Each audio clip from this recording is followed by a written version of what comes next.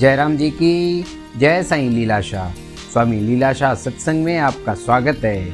आज का विषय है आनंद कहाँ। 9 सितंबर 1961 को उपलेटा में किए गए प्रवचन में स्वामी जी ने कहा है कि परमात्मा सूक्ष्म से भी सूक्ष्म है। वह प्रत्येक वस्तु व प्रत्येक स्थान में व्यापक है। ऐसी सूक्ष्म वस्तु को प्राप्त करने के लिए सूक्ष्म बुद्धि की आवश्यकता है। सूक्ष्म बुद्धि प्राप्त होती है तत्व के जानने से, अर्थात बुद्धिमानों का संग करने से। जैसे सुगंधित फूल के पौधे के आसपास खुशबू होती है, वैसे ही महान आत्माओं के पवित्रता निर्मलता की खुशबू इस शरीर में आती है। जयराम जी की मन शांति में कैसे रहे। स्वामी जी ने कहा है, गुप्त रूप में रहो, दिखावा बिल्कुल मत करो, हर बात पर नियंत्रण रखो। शुद्ध मन में ही आत्मा का प्रकाश होता है, अशुद्ध मन में नहीं। अशुद्ध मन बंधनों का कारण है तथा शुद्ध मन मोक्ष का। आत्मा को समझने के लिए स्वयं को शरीर मत समझो।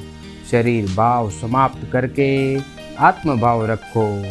शरीर न सुंदर है न आनंद रूप, प्रत्येक आनंद के लिए दौड़ रहा है। जो आनंद स्वरूप स्वयं ही है, उसकी जान है। आनंद ही तुम्हारी जान है। शरीर क्यों मिला है, यहाँ क्यों आए हैं? उन आनंद स्वरूप को प्राप्त करने के लिए। कहोगे कि मोक्ष तो अच्छा है, परंतु मन में आने वाले ख्यालों को कैसे वश में करें? ख्यालों को वश में करने के लिए उसे रोज दुखों के ताप याद दिलाने चाहिए। गर्भ का दुख, बचपन का दुख, बीमारी का दुख, मरने का दुख याद दिलाना चाहिए। शमशान, अस्पताल, जंगल आदि दिखाने चाहिए। उसे मृत्यु की याद दिलानी चाहिए तो अपने आप चुप करके बैठ जाएगा, अन्यथा चुप नहीं बैठेगा। राग द्वेष से दूर रहना चाहिए तथा वैर व प्रीत किसी से भी नहीं रखनी चाहिए। आत्मज्ञान, आत्मध्यान, आत्म आनंद वाला महापुरुष योगी समझो कि दिन व रात में भी जागते रहते हैं, परंतु संसार का ध्यान व संसार का आनंद लेने वाला मानो रात्रि व दिन में भी अंधकार में है। जयराम जी की मोक्ष प्राप्त करना ही धर्म है। स्वामी जी ने कहा है, भारतवासियों का प्रथम कर्तव्य है मोक्ष प्राप्त करना। इस शरीर में 3 ताप हैं। यह दुखों का घर है। मन पर हमेशा नियंत्रण रखो।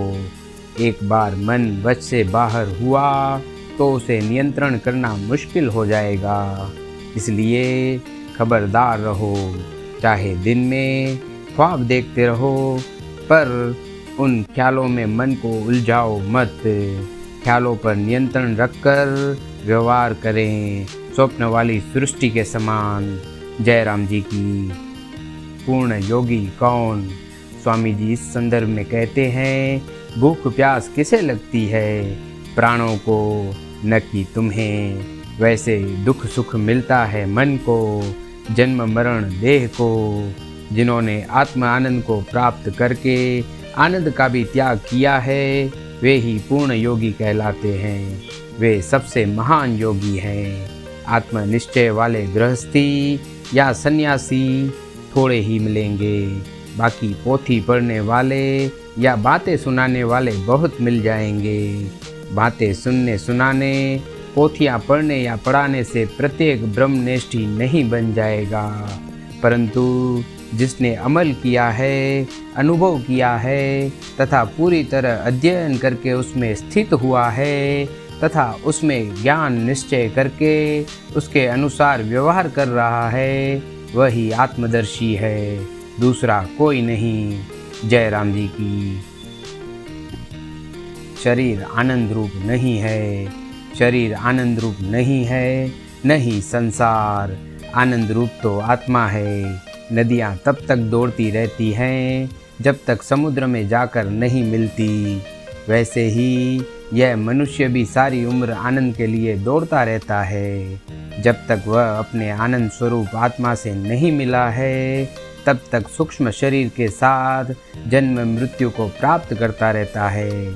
स्थूल शरीर के मरने के बाद भी सूक्ष्म शरीर चलता रहता है। शरीर के कारण तो सभी मरे हुए हैं, परंतु आत्मा के कारण अजर अमर हैं। शरीर कभी नहीं रहेगा। जिसकी आदि अंत है, वह सत्य कैसे माना जाएगा?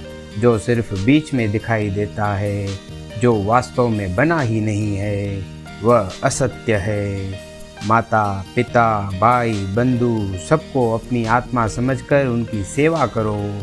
अपने को दुख व कष्ट दिए बिना जहाँ तक हो सके उनकी सेवा करनी चाहिए। दान पुण्य भी यथाशक्ति करना चाहिए। किसी से ठगी करके, धोखेबाजी करके, पाप करके कमाए हुए धन से किया हुआ पुण्य निष्फल हो जाता है। तुम जिनका धन लूटते हो, वे तुम्हारा सच्चा आनंद लूट लेंगे। जयराम जी की। जैसा करेगा वैसा बरेगा। जयराम जी की।